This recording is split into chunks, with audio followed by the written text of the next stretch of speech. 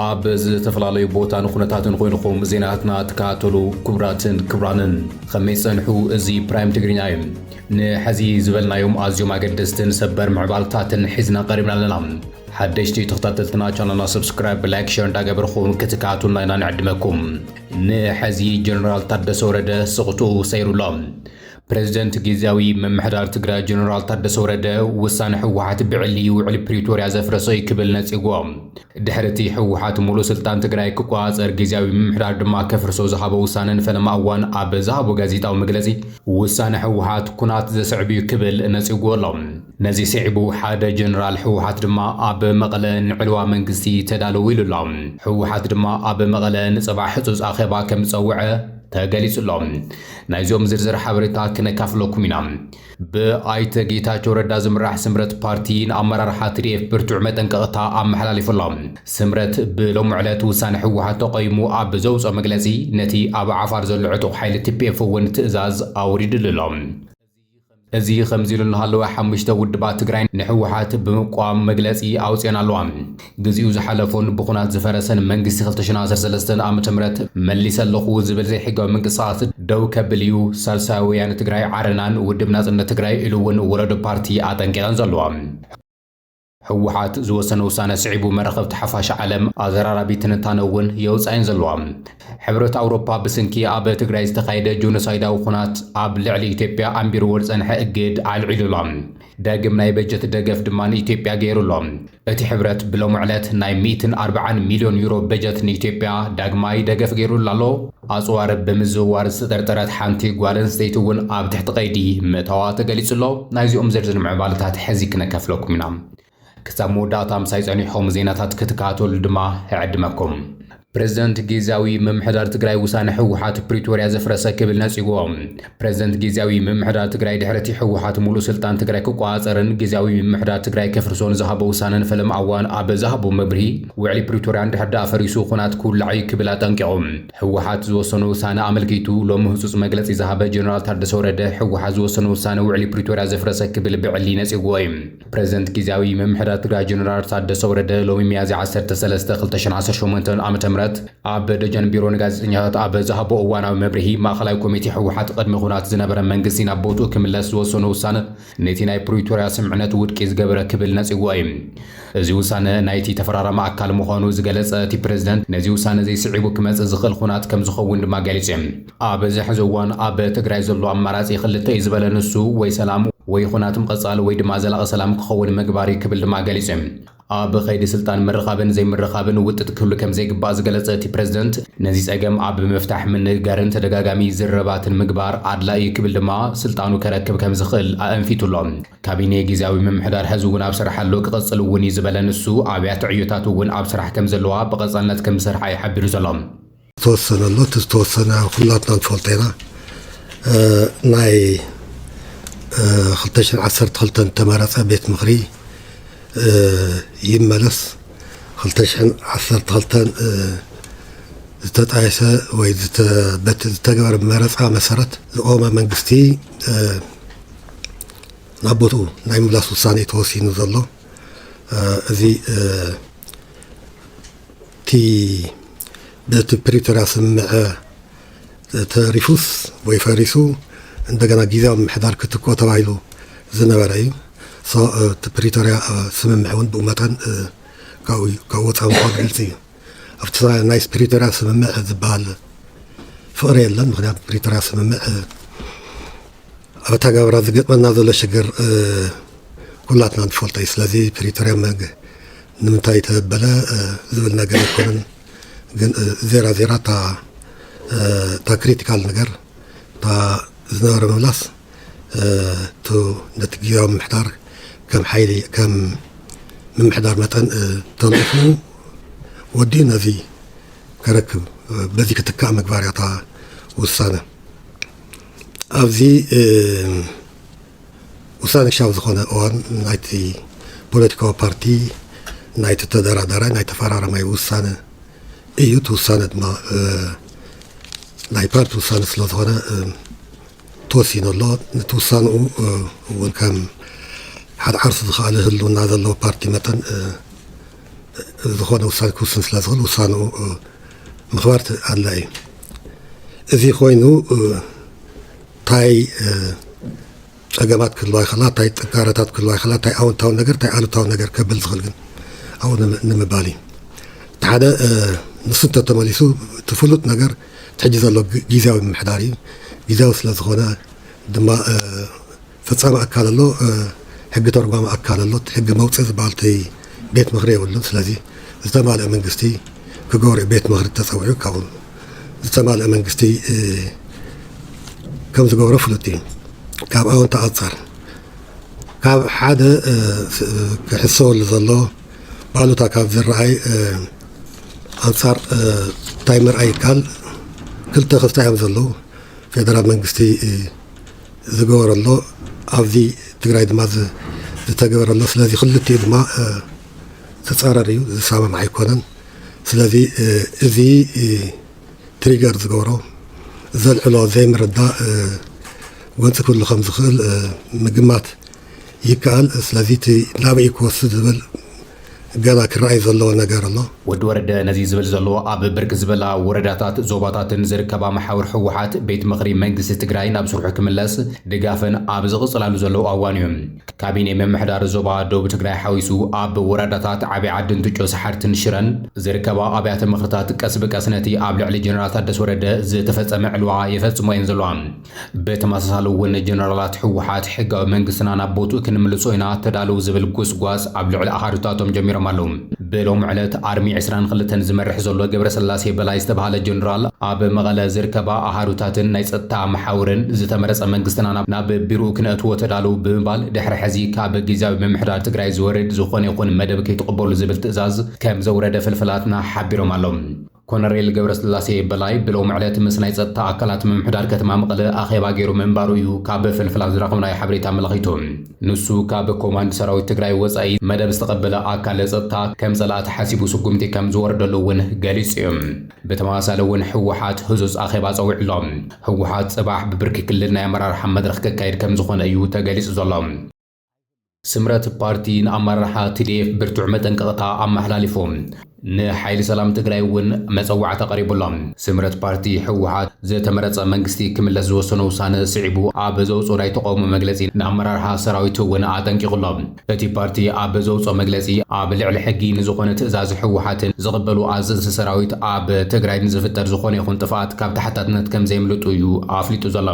ስምረት ነቲ ናይ ድሕረቱ ጉጅለ ዝፅውዑ ኣመራርሓ ሕወሓትን ሰዓብቱን ብፅኑዕ ዝወቐሰ ኮይኑ እዚ ኣመራርሓ ንስልጣንን ውልቃዊ ረብሓን ኢሉ ንስምዕነት ፕሪቶርያ ብግልፂ ጥሕስ ከም ዘሎን ንህዝቢ ትግራይ ድማ ናብ ሓደገኛ ኩነታት ይመርሖ ከም ዘሎ ገሊጹ ኣሎ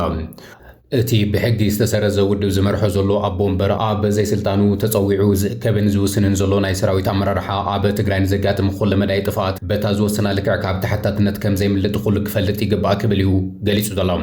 ሕወሓት ንፖለቲካዊ ኣፈላላያት ኣብ ቀንዲ መስርሕ ሰላም ዝኽተል መንገዲ ኩናትን ሓይልን ቀዳማይ ሕርኡ ብምግባር ንድሌትን ባህግን ህዝቢ ነፂጉን ምስኒ ሻዕብያን ፋኖን ዝኣመሰሉ ፀረ ህዝቢ ትግራይ ምዝኾኑ ሓይልታት ተሰሊፉ ንትግራይ ንህዝባን ማእኸል ስሕበት ዓውደ ኩናት ይገብራ ከም ዘሎ ድማ ገሊጹ እቲ መግለፂ ብተወሳኺ ሕወሓት ብመስዋእቲ ጀጋኑ መንእሰይ ትግራይ ዝተረኸበ ናይ ፕሪቶርያ ስምምዕነት ባዕሉ ከም ዘፍረሶ ብምግላጽ እዚ ጉጅለ እዚ ንፖለቲካ ፍልልያት ብሰላማዊ ኣገባብ ክቕበል ከም ዘይኽእልን ኩሉ ብጠበንጃ ዝብል ኣባዜ ከም ዝሰዓሮን ድማ ገሊጹ ስምረት ኣብ መግለፂኡ እዚ ጉጅለ ምስ ሻዕብያን ፋኖን ብምስላፍ ንትግራይ ማእኸል ዓውደ ውግእን ምግባር ናይ ውግእ ዳንኪራይ እውጅ ከም ዘሎ ድማ ኸሲሱ እቲ ውድብ ኣብ ትግራይ ዘሎ ህልው ቅልውላው ንምፍታሕ ዝስዕቡ 5 ነጥብታት ከም መፍትሒ ሓሳብ ኣቕሪቡሎም ሓይሊ ሰላም ትግራይ ኣብ ልዕሊ ወተሃደራዊ ተጠንቀቕ ክኸውንን እቲ ሰራዊት ድማ ካብቲ ናይ ጉጅለ ዕብዳን ውሳነ ተነፂሉ ኣብ ወገን ህዝቢ ደው ክብል ከምኡውን ጉጅለ ድሕረት ዋላ እኳ ብተደጋጋሚ ፖለቲካዊ ሽንፈት ዘጋጠሞ እንትኾነ ሓይሊ ሰላም ትግራይ ንፖለቲካዊ ረብሓ ጉጅለ መጥቀሚ እናገበረ እቲ ሰራዊት ንባዕሉ ክከፋፈልን ውሽጣዊ ሓድነቱ ክዳኸምን ካብ ህዝቢ ክንፀልን ይገብር ስለ ዘሎ ሰራዊት ትግራይ ኣንጻር ጉጅለ ሕወሓት ክስለፍ ፃውዒቱ ኣቕሪቡሎም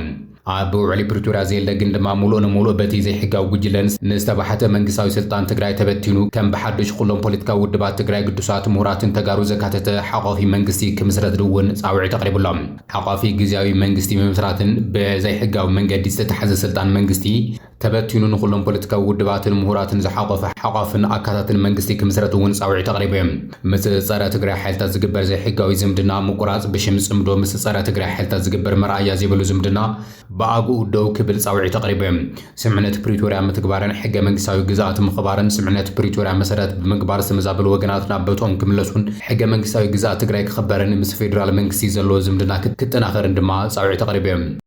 زي خمزيلو نهالو غزيو زحالفون بخونات زفرسن منغسي 2013 عام تمرس مليس لخو زبل زي حقاوي منقسقاس حوحات كم زقوما 4 بوليتيكا ودبات غليصن بارتيتات ودب ناصنتن سالساويان تግራይ ወለዶ ኣብ ዘውጽኦ መግለጺ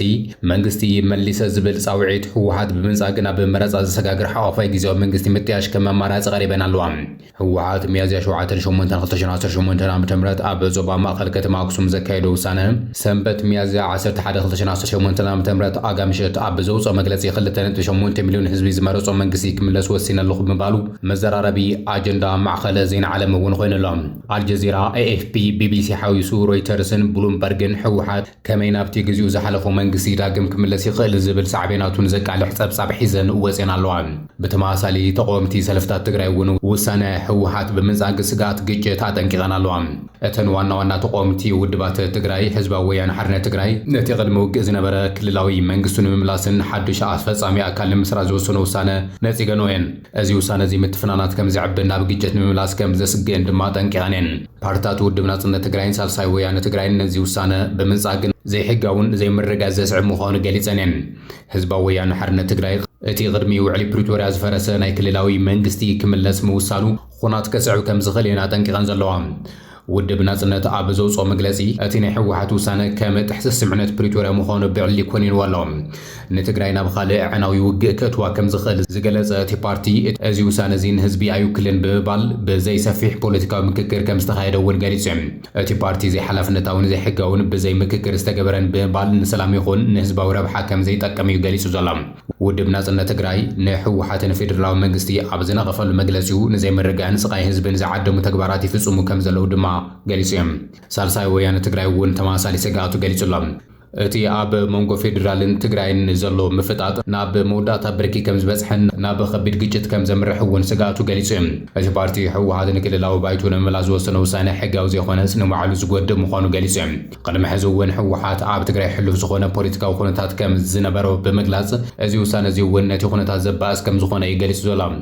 ሳልሳይ ወያነ ትግራይ ኣብ ዘውጽኦ መግለጺ መንግስቲ ፌደራል ነቲ ግዚያዊ መምሕዳርን ስልጣኑን ሓደ ዓመት ምንውሑ ከም ዘይቕበሎ ብምግላጽ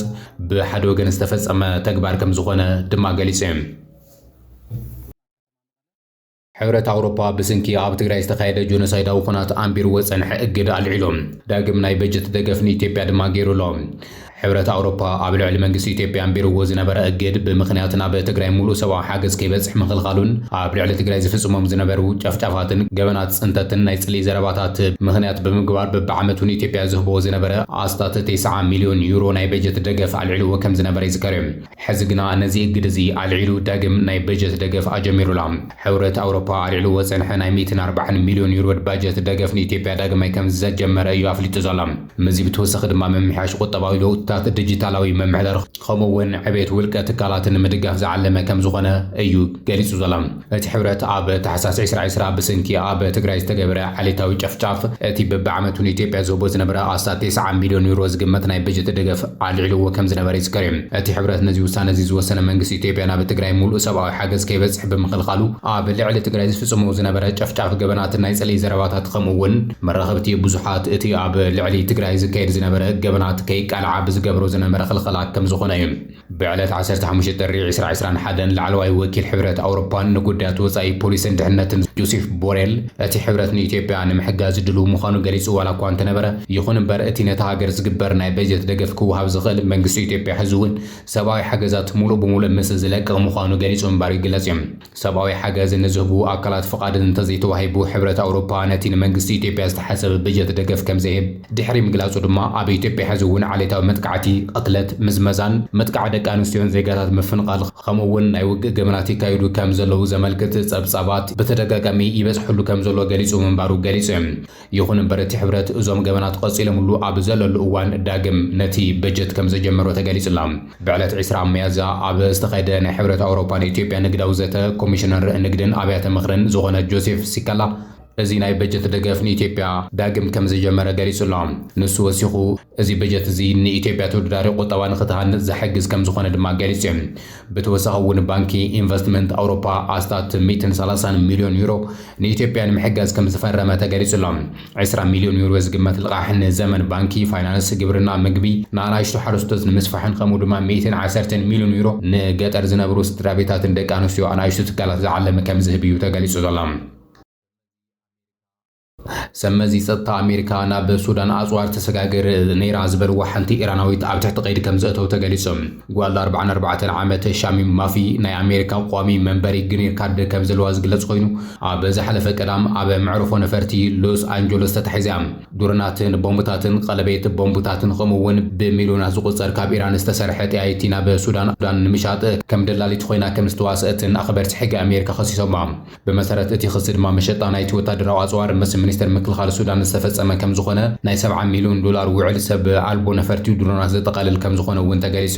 እታ ኢራናዊት ነቲ ኣሜሪካ ኣብ ልዕሊ ኢራን ዝወሰደቶ እገዳ መሸጣ ንብረት ኢራን ጥሒሳ ተባሂላ ኣብ ትሕቲ ቀይዲ ከም ዝኣተወት ተገሊጹ ማፊ ብዛዕባ ዝቐረበላ ክሲ ዛጊድ ዝሃበቶ መልሲ ከም ዘለ ቢቢሲ ኣረጋጊጾም ካብ ካሊፎርኒያ ናብ ቱርኪ ክትበርር ኣብ ዝተዋፈረትሉ እዋን ተታሒዛ